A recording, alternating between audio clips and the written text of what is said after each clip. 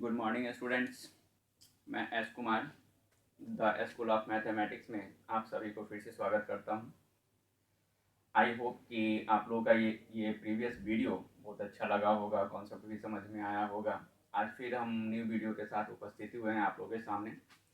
Previous video में जो हम आप लोगों को कॉन्सेप्ट समझाए थे उस कॉन्सेप्ट से जस्ट हम आगे चलेंगे और मैं उम्मीद करता हूँ कि आप सभी इस चैनल को सब्सक्राइब कर लिए होंगे और जो नहीं किए हैं वो सब्सक्राइब कर लें, क्योंकि हम वेरियस कॉन्सेप्ट के साथ हमेशा हर एक वीडियो में जरूर आते रहेंगे। तो पहले जो वीडियो में कॉन्सेप्ट पढ़ाया हुआ है उस कॉन्सेप्ट को थोड़ा सा एक बार समरी कर लें। प्रीवियस वीडियो में हम प्रॉपर्टीज पढ़ा रहे थे, properties of ICF. Properties of ICF में एक प्रॉपर्टी था sine inverse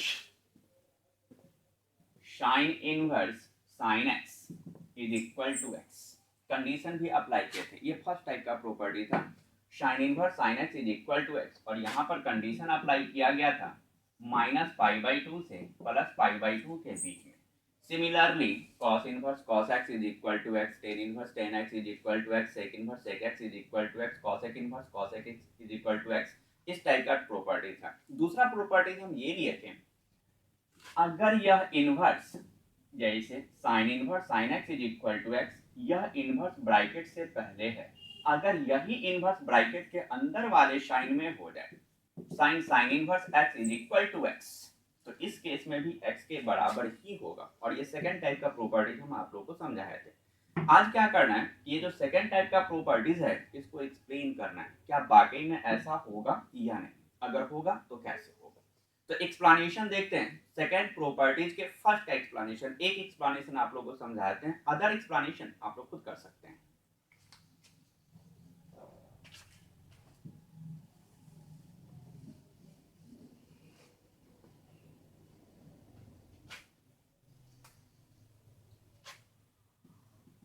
explanation sine inverse x is equal to x. Condition था कि x का वैल्यू -1 से 1 के बीच में, क्योंकि नोट्स में जो आप लोगों को टर्म लिखाए थे वहां पर समझाए थे कि sine inverse x is equal to x, अगर इनवर्स के साथ x आ जाए तो वह x हमेशा एक संख्या को दर्शा देगा, जबकि साइन के साथ x होगा तो वह एक एंगल को दर्शा देगा। तो यहाँ पर sine inverse x is equal to x होगा, यह जो x होगा -1 से 1 के बीच में लाई करेगा, या फिर दोनों इन पॉइंट पर, इसके बाहर नहीं जाया जा सकता है। अब देखना है क्या वाकई में यह साइन इनवर्स x बराबर x होगा, अगर होगा तो कैसे होगा। तो एक्सप्लेनेशन के लिए क्या करते हैं कि साइन इनवर्स x वाले पार्ट को थीटा कंसीडर कर ले। Sine inverse x is equal to theta, इसको इक्वेशन फर्स्ट कंसीडर करते हैं। Sine inverse x is equal to theta. अब यहाँ पर इनवर्स सर्कुलर का जो डेफिनेशन हम आप लोगों को लिखाए थे, जरा उस डेफिनेशन को यूज करते हैं। Mathematically sine theta is equal to x, तो यहाँ से जैसे ही साइन को हटा दीजिएगा तो theta is equal to sine inverse x, यहाँ राइट साइड में इनवर्स में बदल जाएगा। अगर इसी को लेफ्ट साइड में हम कन्वर्ट करें, again sine inverse x is equal to theta आ जाए, तो ये इनवर्स हटाने के बाद राइट साइड में साइन में बदल जाएगा साइन थीटा। हम दोनों साइड से अप्लाई करते हैं और ये आप लोग को बताया हुआ भी है। Sine theta is equal to x, तो theta is equal to sine inverse x. अगर sine inverse x is equal to theta तो x is equal to sine theta लिख सकते हैं। यहाँ पर क्या करते हैं, लेफ्ट साइड से इनवर्स को हटा दें, ये x is equal to sine theta आ जाएगा। इसको थोड़ा सा चेंज कर दें, sine theta is equal to x. अब sine theta is equal to x मुझे लाना क्या, sine inverse x is equal to x, लेकिन आ क्या गया, sine theta is equal to x. अगर यहाँ से हम किसी भी तरीके से थीटा को हटा दें, थीटा को अगर हटा दिया जाए तो हो सकता है कि मेरा जो एक्सप्लेन करने का, मेरा जो एक्सप्लेनेशन था वो आज हम क्या करेंगे, थीटा यहाँ से एलिमिनेट कर दें। कैसे, ये जो थीटा हम कंसीडर करें इसका वैल्यू पुट अप कर दें, sine inverse x is equal to x, यहाँ पर लिख सकते हैं बाय इक्वेशन फर्स्ट, और ये आ जाएगा sine inverse x is equal to x. आप चाहे तो इस प्रॉपर्टी सेकंड में जितने भी 6 फार्मूला हम लिखे हैं आप टोटल को एक्सप्लेन कर सकते हैं। अब आते हैं property number third.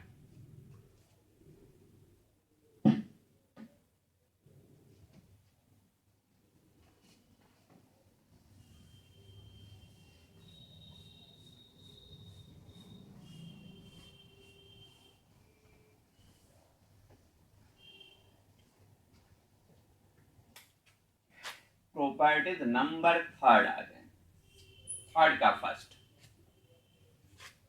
Sign inverse minus x.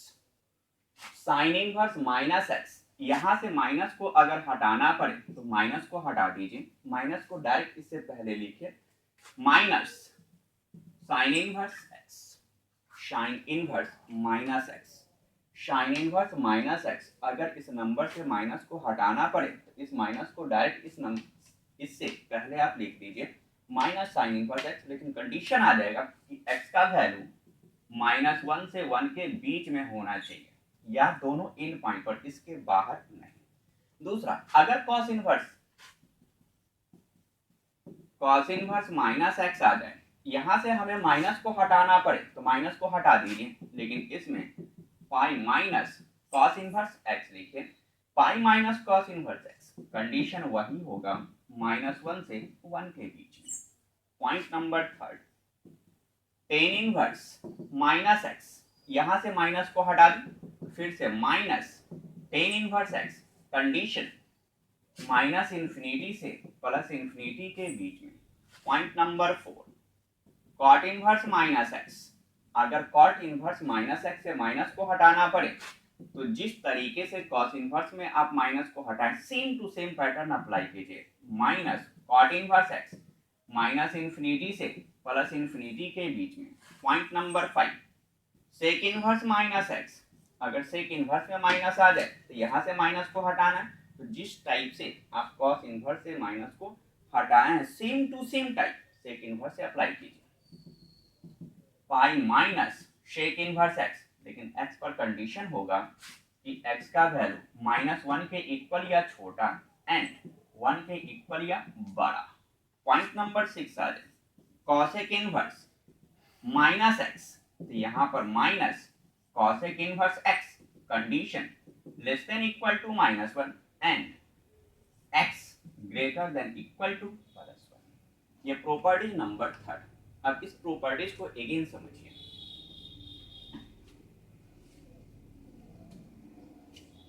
Sine inverse minus x, अगर साइन इनवर्स माइनस एक्स दिया जाए, इनवर्स में नंबर, इनवर्स में अगर नंबर माइनस में दिया जाए, इस माइनस को यहां से हटाना पड़े तो हम क्या करेंगे, माइनस को पहले लिखेंगे, उसके बाद साइन इनवर्स एक्स को लिखेंगे, लेकिन कंडीशन होगा कि x का वैल्यू हमेशा -1 से 1 के बीच में ही होना चाहिए, उसके बाहर नहीं जाना चाहिए, या इन पॉइंट पर होना चाहिए। अगर उसके बाहर चला गया तो ये संभव नहीं होगा।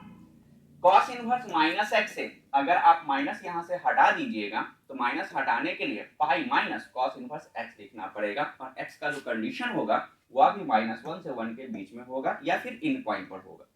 सिमिलरली अगर टेन इनवर्स से माइनस को हटा दें तो इस माइनस को हटाने के लिए जिस टाइप से आप साइन का यूज किए हैं, साइन इनवर्स माइनस एक्स से जैसे माइनस हटाएं, same to same tan inverse से भी वही काम कीजिए।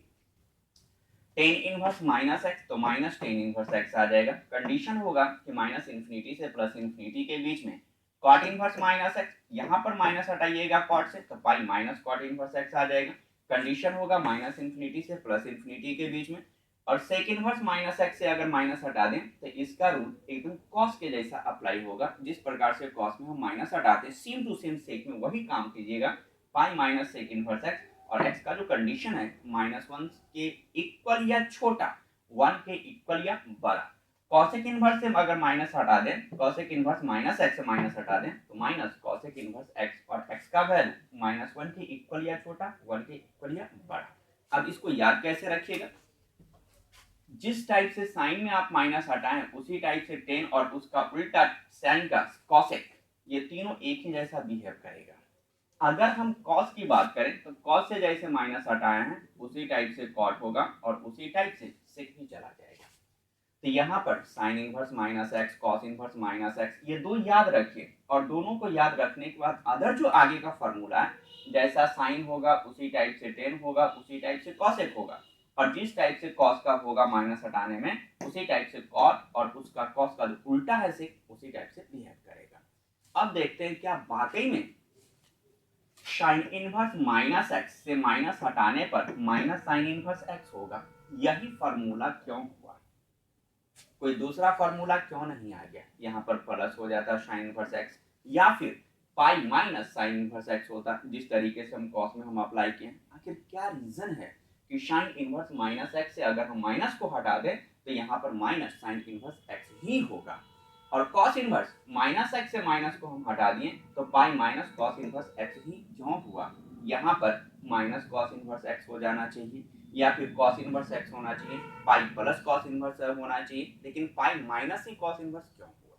हम यहाँ पर दो फार्मूला का एक्सप्लेनेशन करते हैं। एक टाइप फर्स्ट का ये formula sign inverse minus x का, जिस प्रकार फर्स्ट का एक्सप्लेनेशन करेंगे उसी टाइप से आप थर्ड का भी एक्सप्लेनेशन देख सकते हैं, सिक्स का भी देख सकते हैं, खुद से आप कर सकते हैं। और जिस टाइप से हम सेकंड का एक्सप्लेनेशन करेंगे उसी टाइप से आप कॉट और सेक का भी एक्सप्लेनेशन कर सकते हैं। तो एक्सप्लेनेशन आते हैं point first.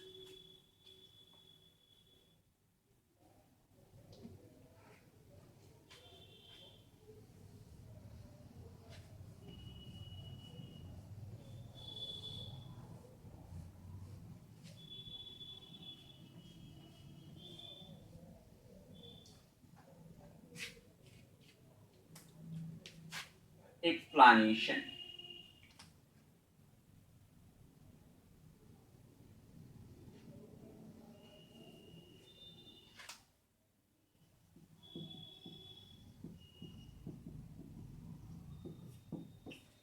Sine inverse minus x is equal to minus sine inverse x. हम क्या करते हैं, इसको थीटा कंसीडर कर लेते हैं। Sine inverse minus x is equal to theta, equation first में कंसीडर कर। Sine inverse minus x is equal to theta. अब अकॉर्डिंग टू डेफिनेशन आ जाइए, sine theta is equal to x, यह इंप्लाई करेगा theta is equal to sine inverse x. अगर theta is equal to sine inverse x तो यहां से भी हम लिख सकते हैं sine theta is equal to x, ये दोनों साइड से होता है। हम भी क्या करते हैं, इनवर्स को यहां से हटा दें, ये minus x is equal to sine theta हो, minus x is equal to sine theta. अब क्या करें, फिर से यहां से माइनस को हटा दीजिए, x is equal to minus sine theta. ऐसे आगे हम सोच रहे हैं कि लेफ्ट साइड से माइनस को हटा दिए तो राइट साइड में माइनस चला गया, फिर से सोचना है कि इस माइनस को यहां से भी हम हटा दें। अगर यह माइनस यहां से हम हटा दें तो फिर से आप इस माइनस को लेफ्ट साइड में रखिएगा, जो यही फॉर्मूला यही टर्म आ जाएगा, तो फिर दोनों में अंतर क्या होगा? हमको क्या करना है, यहाँ से माइनस को कुछ अलग तरीके से हटाना, अगर पॉसिबल हुआ तो। जैसे एक फार्मूला जानते हैं, 11th क्लास का ट्रिगोनोमेट्री आप लोग पढ़े भी हैं, उसमें एक फार्मूला था sine minus theta is equal to minus sine theta. ये sine minus theta is equal to minus sine theta. अगर साइन माइनस थीटा को माइनस साइन थीटा लिखा जा सकता है तो माइनस साइन थीटा को साइन माइनस थीटा भी लिखा जा सकता है। ये दोनों साइड से होगा। साइन माइनस थीटा को अगर माइनस साइन थीटा हम लिख सकते हैं तो माइनस साइन थीटा को साइन माइनस थीटा भी लिखा जा सकता है। यहाँ पर यही टर्म हम अप्लाई करते हैं, इस माइनस को क्या करते हैं, एंगल में शिफ्ट करते हैं, x is equal to sine minus theta. अब यहां से साइन को हटा दीजिए तो लेफ्ट साइड में इनवर्स में बदल जाएगा, sine inverse x is equal to minus theta. इस माइनस को लेफ्ट साइड शिफ्ट कर दीजिए, minus sine inverse x is equal to theta, थोड़ा सा चेंज कर दे, theta is equal to minus sine inverse x। अब इस थीटा के जगह पर इक्वेशन फर्स्ट से sine inverse minus x put कर दीजिए, sine inverse minus x is equal to minus sine inverse x. यही हमको लाना था कि sine inverse minus sine inverse minus x is equal to minus sine inverse x ही होगा, दूसरा नहीं होगा। ये था प्रॉपर्टी नंबर थर्ड का फर्स्ट एक्सप्लेनेशन। अब सेकंड का जरा देखें कि उसका एक्सप्लेनेशन क्या होगा। सेकंड में कॉस इनवर्स,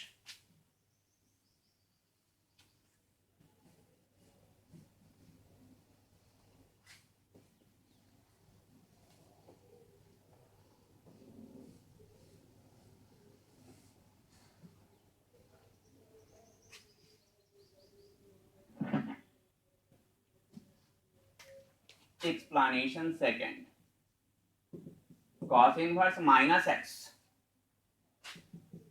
पाई माइनस कॉस इनवर्स एक्स, लेकिन कंडीशन -1 से 1 के बीच, एक्स का वैल्यू -1 से 1 के बीच में हो जाए या फिर दोनों पॉइंट पर हो जाए, उसके आउटसाइड नहीं जा सकते।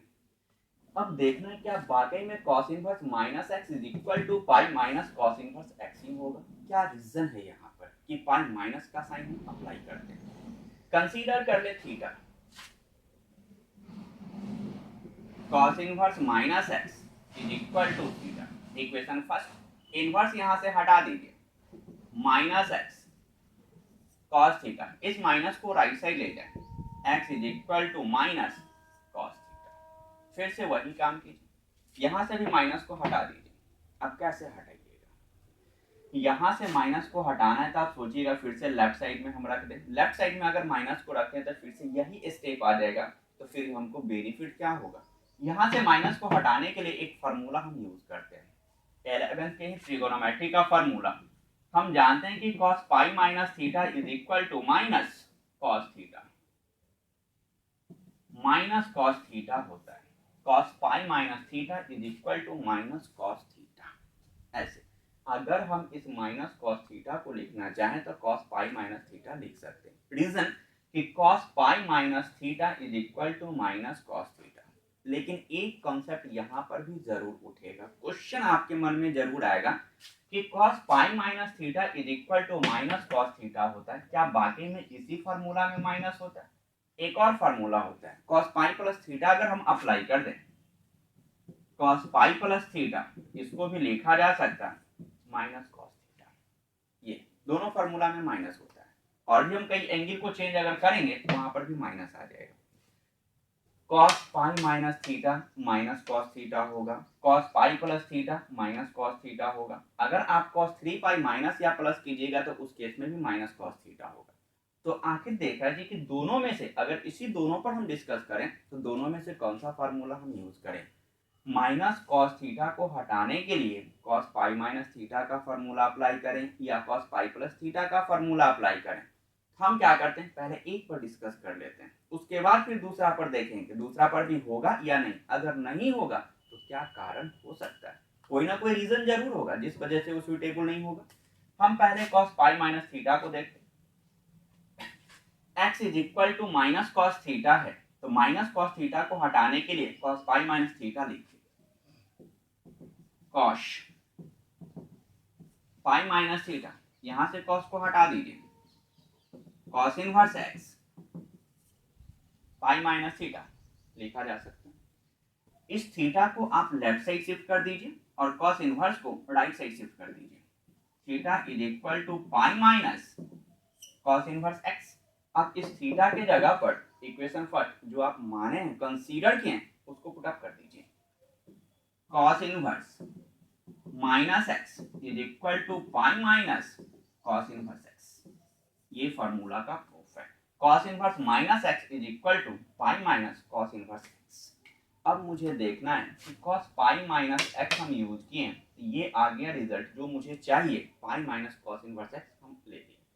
क्या cos पाई प्लस थीटा पर भी आ सकता है result, cos pi plus theta is equal to minus cos theta होगा, तो क्या उस फार्मूला से भी cos inverse minus x is equal to pi minus cos inverse proof कर सकते हैं। अगर हुआ तो सही है, नहीं हुआ तो क्यों नहीं होगा, क्या कारण है जिसके वजह से हम ये फार्मूला अप्लाई नहीं कर सकते। तो जरा इस कॉन्सेप्ट को समझिए।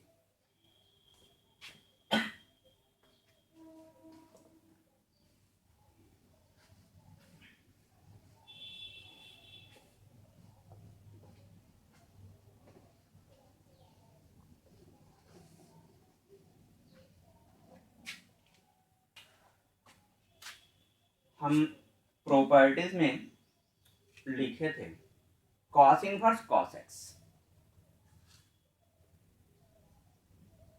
cos inverse cos x is equal to x, समझाया भी थे। और एक फार्मूला का हम एक्सप्लेनेशन भी किए थे, sin inverse sin x is equal to x। तो आखिर ऐसा ही क्यों होता है, cos inverse cos x is equal to x लिखे थे तो यहाँ पर कंडीशन था कि x का वैल्यू 0 से पाई के बीच में, इसके बाहर नहीं जाया जा सकता। अगर x का वैल्यू 0 से पाई के बीच में हुआ, इसका अर्थ है कि यहाँ पर x क्या दर्शाएगा, एंगल। एंगल क्या होना चाहिए, 0 से पाई के बीच में होना चाहिए या दोनों पॉइंट पर होना चाहिए। 0 पर भी हो सकता है, पाई पर भी हो सकता है। तो अगर हम कहें cos pi plus theta is equal to minus cos theta, तो ये जो एंगल है पाई प्लस थीटा, यह एंगल रिस्ट्रिक्शन से बाहर चला जाएगा। कैसे, अगर हम क्वाड्रेंट खींचें 0 x x dash y y dash, ये x एक्सिस एंगल 0 डिग्री, यहाँ पर 90 डिग्री, जिसको पाई बाई 2 लिखा जा सकता, पाई लिखा जा सकता 3 पाई बाई 2, और ये 2 पाई। 0 डिग्री, 90 डिग्री, 180 डिग्री, 270 डिग्री और 360 डिग्री, एक complete rotation anti clockwise direction, तब जाके ये एक सर्कल कंप्लीट होता है। हम रिस्ट्रिक्शन की अगर बात करें तो रिस्ट्रिक्शन देखते हैं कि 0 से लेकर पाई के बीच में या फिर दोनों पॉइंट पर 0 के इक्वल तो मस्ट है कि x एक्सिस पर होगा, पाई के इक्वल तो मस्ट है कि यह x डैश एक्सिस पर होगा, इसके अपोजिट डायरेक्शन, या दोनों के बीच में तो जस्ट इसी में रोटेट करना चाहिए, इसमें रोटेट करना चाहिए 0 से पाई के बीच में। अब गौर कीजिएगा, ये लाइन है 180 डिग्री, सपोज कीजिए अगर इसमें हम आगे बढ़ें तो 181 डिग्री, 182 डिग्री, इसके जस्ट पीछे आ जाए 179 डिग्री, 178 डिग्री, इस तरीके से अगर 180 डिग्री को सेंटर मानते हुए इसमें से 1 डिग्री भी एंगल अगर हम सब्ट्रैक्ट कर दें, 180 डिग्री माइनस 1 डिग्री तो 179 डिग्री, जो इस एंगल से पीछे शिफ्ट करेगा। 1 डिग्री और घटा दीजिए, पीछे शिफ्ट कर जाएगा। अगर इसी में 1 डिग्री जोड़ दीजिए प्लस 1 डिग्री, ये 181 डिग्री जो इसके आगे शिफ्ट करेगा। तो हम क्या देख रहे हैं कि 180 डिग्री में अगर 1 डिग्री भी घटाते हैं, कोई भी एंगल घटाते हैं तो उसके पीछे चला जाएगा। अगर हम कोई भी एंगल जोड़ते हैं तो उसके आगे शिफ्ट होगा। यहाँ पर यही कॉन्सेप्ट अगर हम अप्लाई करें, ये है पाई, पाई में अगर कोई भी एंगल घटा दे तो ये पीछे चला जाएगा, पीछे चला जाएगा तो यह इसी के बीच में रोटेट करेगा। जब इसके बीच में रोटेट करेगा तो मस्ट है कि रिस्ट्रिक्शन के अंदर आएगा, क्योंकि एंगल 0 से पाई के बीच में ही होना चाहिए या दोनों पॉइंट पर। तो कोई भी एंगल अगर हम घटा दें, पाई माइनस ही थीटा कर दें, थीटा कुछ भी रखिए, तो ऑलवेज इसी प्रतिबंध के बीच में चला जाएगा। इस वजह से ये फॉर्मूला पाई माइनस थीटा हम यूज करते हैं, cos pi minus theta minus cos theta. अगर इसमें पाई प्लस कीजिएगा तो ये आउटसाइड द रिस्ट्रिक्शन, प्रतिबंध से बाहर चला जाएगा। इस वजह से cos pi plus theta is equal to minus cos theta का यूज नहीं किया जाता है। तो ये था प्रॉपर्टीज और उसका एक्सप्लेनेशन। अब आते हैं प्रिंसिपल वैल्यू, जो हम कल बताए भी थे कि प्रिंसिपल वैल्यू से एक से दो ऑब्जेक्टिव मस्ट है कि रहेगा ही, नहीं रहने का चांस ही नहीं। तो आप देखते हैं प्रिंसिपल वैल्यू होता क्या है।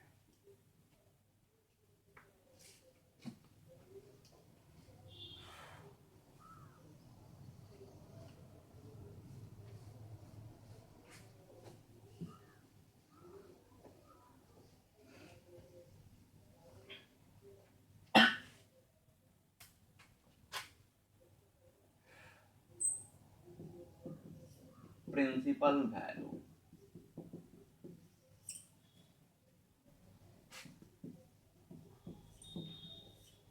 जिसको मुख्य मान कहा जाता है, मुख्य मान। ये मुख्य मान क्या है, जरा इसको देखिए। मुख्य मान प्रिंसिपल वैल्यू, प्रिंसिपल वैल्यू हमेशा एक एंगल को दर्शा देगा। एंगल क्या है तो कोण, जैसे 0, 90, माइनस 90, निगेटिव पॉजिटिव कुछ भी हो सकता है। प्रिंसिपल वैल्यू हमेशा इनवर्स सर्कुलर फंक्शन का एक एंगल होता है, एक कोण होता है, लेकिन उस कोण में कैसा कोण होता है, किस टाइप का एंगल होता है, आप कह सकते हैं न्यूमेरिकली स्मॉलेस्ट एंगल। जो संख्यात्मक सबसे छोटा कोण होगा, संख्यात्मक सबसे छोटा कोण, वही मुख्य मान कहलाता है। प्रिंसिपल वैल्यू को अगर डिफाइन करना पड़े तो उसको कह सकते हैं numerically smallest angle is known as the principal value. संख्यात्मक सबसे छोटे कोण को हम मुख्य मान कहते हैं। अब संख्यात्मक सबसे छोटा कोण क्या, देखिए जैसे मान लीजिए पाई बाई 2, 3 पाई बाई 2 और 5 पाई बाई 3 ये दिया हुआ है। 3 एंगल हम दे दिए। अब इसमें क्या है कि संख्यात्मक सबसे छोटा कोण देखिए, संख्यात्मक सबसे छोटा कोण, इस कोण को अगर देखा जाए ये 90 डिग्री होगा और ये 270 डिग्री होगा और ये 300 डिग्री, ये 60 degree 300 degree, 90 degree 270 degree 300 degree. अब ये 3 एंगल हम आपको दे दिए और इस तीनों एंगल में पूछे कि बताइए कि इसमें संख्यात्मक सबसे छोटा कोण कौन सा है, तो यहाँ पर क्या जवाब दीजिए? संख्या में जो सबसे छोटा 90 डिग्री दिखाई दे रहा है, this is called the principal value, यही प्रिंसिपल वैल्यू कहलाएगा। तो प्रिंसिपल वैल्यू हमेशा एक छोटा एंगल होता है, छोटा, जितना छोटा से छोटा चले जाइए, लेकिन संख्या में छोटा आप देखिएगा, संख्या में जो सबसे छोटा होगा, संख्या या संख्यात्मक कह सकते हैं ज्यादा बेटर, संख्यात्मक सबसे छोटा कोण को हम मुख्य मान कहते हैं। इसमें एक और हम देते हैं -π/3, π/2, π/6, ये 3 एंगल हम दे दिए और यहां से हम कह रहे हैं कि इसका प्रिंसिपल वैल्यू निकालिए। कैसे निकालिए? 3 एंगल दिया गया है, यहां से मुख्य मान हमको निकालना है, तो आप देखिएगा कि संख्यात्मक सबसे छोटा, संख्यात्मक और संख्या दोनों में हम थोड़ा सा अंतर समझा दे आपको। संख्यात्मक सबसे छोटा मान की अगर हम बात करें,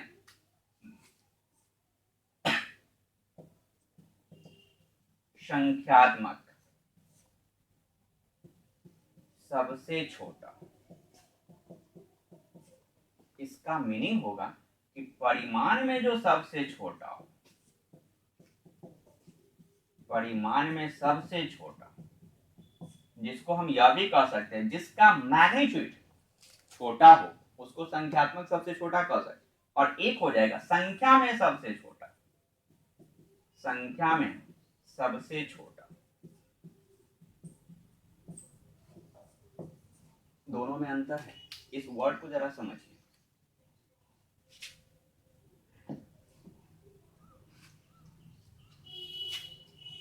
संख्यात्मक सबसे छोटा या परिमाण में जो सबसे छोटा, अगर हम मैग्नीट्यूड परिमाण में सबसे छोटा कहें तो वो अलग होता है, संख्या में सबसे छोटा कहें तो वो अलग होता है, दोनों में ये डिफरेंस है। इस 3 एंगल में अगर देखिएगा तो संख्या में सबसे छोटा, संख्या में आप क्या जानते हैं कि ऋणात्मक में जैसे जैसे संख्या बढ़ता चला जाएगा वो उसका मान और छोटा होते चला जाएगा, यही जानते थे। ये 90 डिग्री है और यहाँ पर माइनस ये 60 डिग्री है, 90 डिग्री है और ये 30 डिग्री है। आप देख रहे हैं कि -60 डिग्री, माइनस लग गया तो मस्ट है कि ये दोनों से छोटा होगा। अगर माइनस के कारण इस दोनों से छोटा हुआ तो आप कहिएगा कि ये प्रिंसिपल वैल्यू होगा, ऐसा नहीं है। ये नंबर में छोटा है, संख्या में छोटा है, लेकिन हम संख्या में छोटा नहीं कर रहे हैं, संख्यात्मक सबसे छोटा कर रहे हैं। संख्यात्मक सबसे छोटा का मीनिंग है कि उसका अमाउंट सबसे छोटा होना चाहिए। जो भी अमाउंट सबसे छोटा होगा, परिमाण में जो सबसे छोटा होगा, मैग्नीट्यूड में जो सबसे छोटा होगा, वही प्रिंसिपल वैल्यू होगा। तो यहाँ पर हम कैसे डिसीजन लेंगे कि प्रिंसिपल वैल्यू क्या होना चाहिए? हम क्या करते हैं, संख्यात्मक सबसे छोटा कोण देखने के लिए जितना भी एंगल दिया गया है इसमें से पहले ऋणात्मक चिन्ह हटा दीजिए। ऋणात्मक चिन्ह -π/3 माइनस हटा दें, π/2, π/6, यहाँ पर 60 डिग्री, 90 डिग्री, 30 डिग्री, माइनस का साइन हटाने के बाद अब देखिए कि यह जो 3 एंगल हुआ, तीनों एंगल में सबसे छोटा कौन सा दिख रहा है? सबसे छोटा π/6 यानी 30 डिग्री, जस्ट यही प्रिंसिपल वैल्यू, प्रिंसिपल वैल्यू यहाँ पर तीनों में प्रिंसिपल वैल्यू कौन सा होगा? π/6। रीजन क्या है? आपका ओरिजिनल क्वेश्चन जो दिए थे यह था, लेकिन हम मुख्य मान को देखने के लिए ऋणात्मक चिन्ह को हटा दिए, नेगेटिव साइन को हटा दिए और नेगेटिव साइन हटाने के बाद देखें कि अमाउंट में सबसे छोटा कौन सा है, परिमाण में सबसे छोटा कौन सा है। जो परिमाण में सबसे छोटा होगा वही मुख्य मान कहलाएगा। तो यहाँ से परिमाण में सबसे छोटा देखें 30 डिग्री था, तो यही इसका मुख्य मान होगा। अब इसको डिफाइन करते हैं।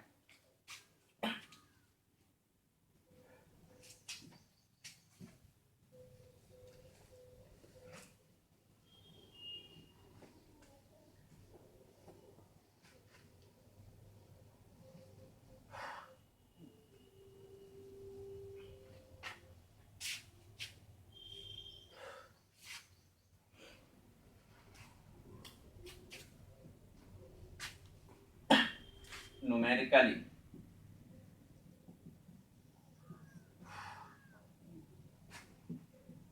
smallest angle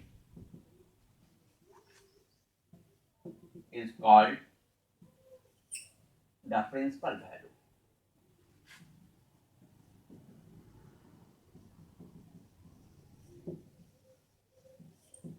Numerically smallest angle is called the principal value.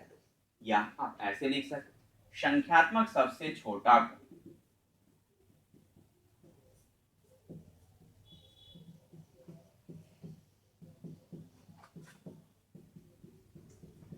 को मुख्य मान कहा जाता है।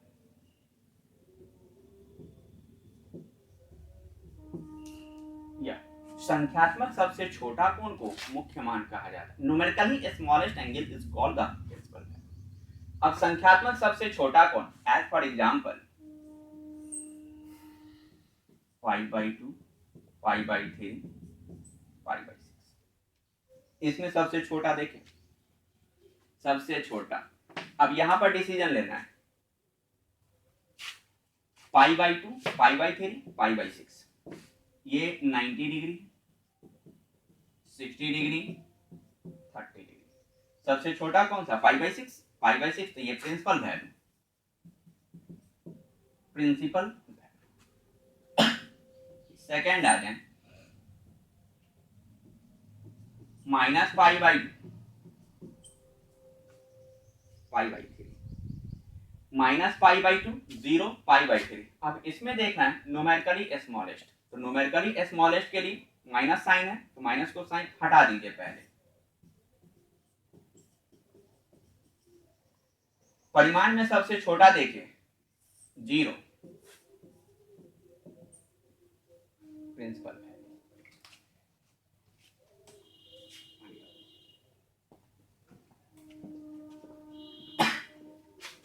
जब भी प्रिंसिपल वैल्यू निकालिए तो हमेशा देखिए कि न्यूमेरिकली स्मॉलेस्ट कौन सा है। जो न्यूमेरिकली स्मॉलेस्ट होगा वही प्रिंसिपल वैल्यू कहलाएगा। एग्जांपल और देखिए,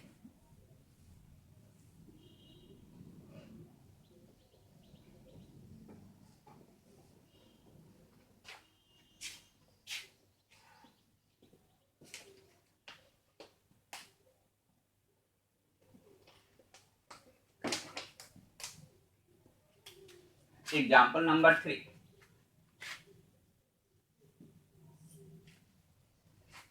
-5/3, -5/2, -5/6 ये दे दिया जाए। मुझे प्रिंसिपल वैल्यू निकालना है संख्यात्मक सबसे छोटा कोण। संख्यात्मक सबसे छोटा कोण मुख्य मान होगा। तो संख्यात्मक कैसे देखिएगा, ये आ गया -60 डिग्री, -90 डिग्री, -30 डिग्री।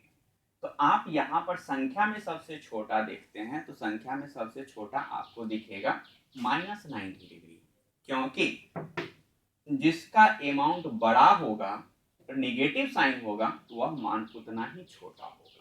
इस तीनों में सबसे छोटा देखा जाए तो -90 डिग्री। आप इसको अगर डायरेक्ट प्रिंसिपल वैल्यू कह रहे हैं तो गलत होगा।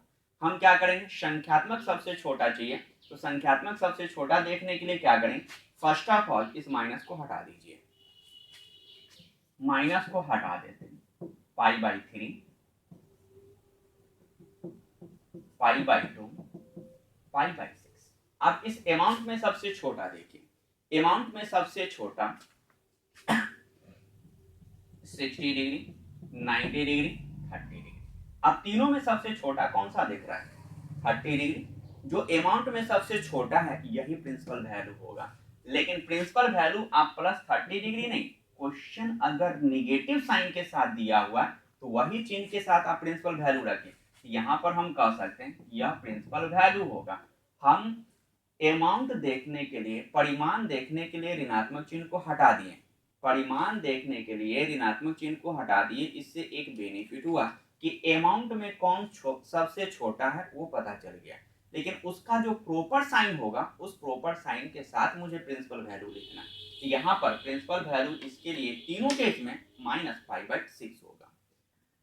इसी में अगर ऐसा कंडीशन आ जाए -5/2 +5/6, ये कंडीशन अगर आ जाए, इसका प्रिंसिपल वैल्यू मुझे चाहिए, हम क्या करेंगे, मैग्नीट्यूड सेम, चिन्ह विपरीत। अगर मैग्नीट्यूड सेम हो जाए और साइन इसका अपोजिट हो जाए तो उस केस में प्रिंसिपल वैल्यू क्या लिखिएगा।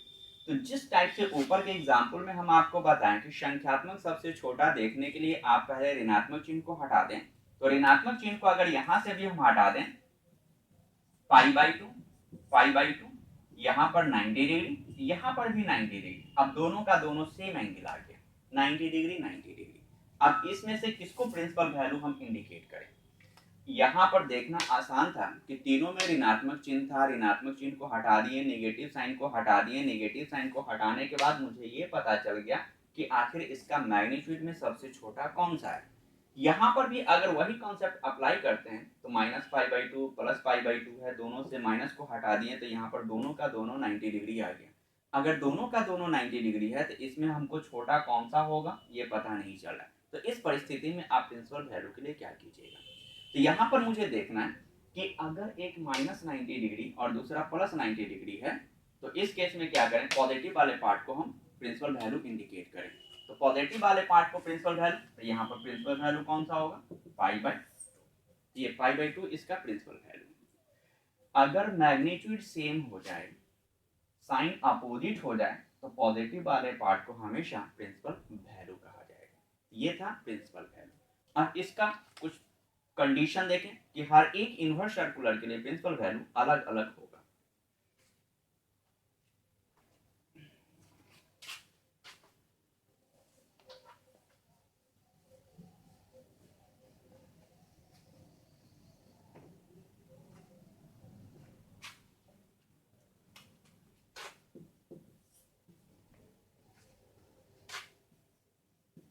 Some restriction for principal value,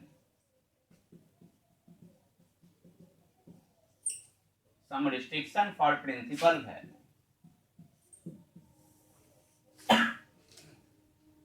मुख्य मान के लिए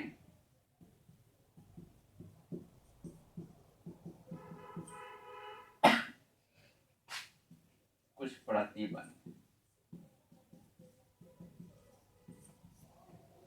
सम रिस्ट्रिक्शन फॉर प्रिंसिपल वैल्यू, यहाँ पर कुछ हम प्रतिबंध लिखने जा रहे हैं, उस प्रतिबंध को समझिएगा। क्योंकि इनवर्स सर्कुलर फंक्शन में देखा जाए तो 6 इनवर्स सर्कुलर फंक्शन होता है, sine inverse, cos inverse, tan inverse, cot inverse, sec inverse और कॉसेक इनवर्स। 6 के लिए अलग अलग कंडीशन होगा, वो कंडीशन देखिए। साइन इनवर्स एक्स, इसका जो प्रिंसिपल वैल्यू होगा -π/2 से +π/2 के बीच में, इसका जो प्रिंसिपल वैल्यू होगा -π/2 से +π/2 के बीच में, या फिर एंड पॉइंट पर, इसके बाहर नहीं।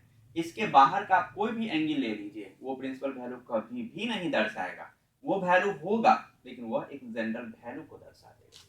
साइन इनवर्स के लिए प्रिंसिपल वैल्यू -π/2 से +π/2 के बीच में होगा या फिर एंड पॉइंट पर होगा। कॉस इनवर्स, इसका वैल्यू 0 से पाई के बीच में होना चाहिए, या फिर दोनों एंड पॉइंट पर। इसके आउटसाइड आप नहीं जा सकते, इसके बाहर अगर चले गए तो वो प्रिंसिपल वैल्यू नहीं होगा। टेन इनवर्स -π/2 से +π/2 के बीच में। कॉट इनवर्स 0 से पाई के बीच में। शेक इनवर्स 0 से पाई के बीच में या दोनों पॉइंट पर, लेकिन कंडीशन होगा sec inverse x is not is equal to π/2। Sec inverse x π/2 के इक्वल नहीं होना चाहिए। अगर यही कॉसेक इनवर्स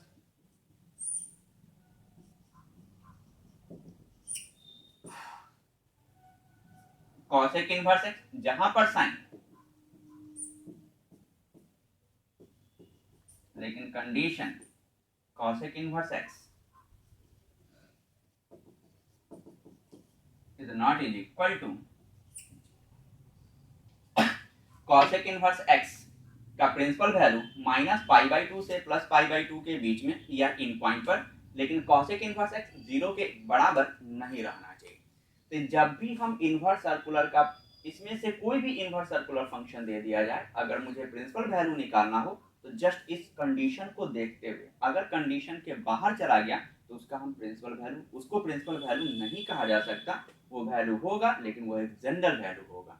तो प्रिंसिपल वैल्यू हमेशा साइन इनवर्स के लिए -π/2 से +π/2 के बीच में होगा या इन पॉइंट पर होगा। कॉस इनवर्स के लिए 0 से पाई के बीच में होगा या इन पॉइंट पर होगा। टेन इनवर्स के लिए -π/2 से π/2 के बीच में होगा। कॉट इनवर्स के लिए 0 से पाई के बीच में होगा। शेक इनवर्स के लिए 0 से पाई के बीच में या फिर इन पॉइंट पर, लेकिन π/2 के इक्वल नहीं होना चाहिए। कॉसेक इनवर्स के लिए -π/2 से +π/2 के बीच में होगा या इन पॉइंट पर होगा, लेकिन 0 के बराबर नहीं रहना चाहिए। याद कैसे रखिएगा, जहां पर साइन उसी जगह टेन और कॉसेक, लेकिन कंडीशन इन पॉइंट से इक्वालिटी हटा दीजिए। टेन के लिए, कॉसेक के लिए इक्वालिटी होगा 0 हटा दीजिए। कॉस, कॉट और सेक, इस तरीके से आप याद रख सकते हैं। तो आज के वीडियो में आज इतना ही रखते हैं। आगे का कॉन्सेप्ट नेक्स्ट वीडियो में हम आएंगे। तब तक के लिए हमारे चैनल को देखते रहिए। जो सब्सक्राइब नहीं किए हैं सब्सक्राइब करते रहिए, और हमेशा ये कॉन्सेप्ट समझने में अगर किसी टाइप का प्रॉब्लम हो तो मेरे व्हाट्सएप नंबर पर आप कांटेक्ट कर सकते हैं, हम आपको वहाँ पर समझा देंगे। अगर उसके बावजूद भी समझ में नहीं आए, जब लॉकडाउन टूटेगा तो उस समय हम आपको 20 मिनट 25 मिनट या आधा घंटा जो टाइम बचे हम आपको टाइम देकर समझा देंगे। तब तक इस चैनल को सब्सक्राइब करना ना भूलें, और नेक्स्ट वीडियो के लिए हम फिर से उपस्थित हो रहे हैं, बहुत जल्द ही आ रहे हैं।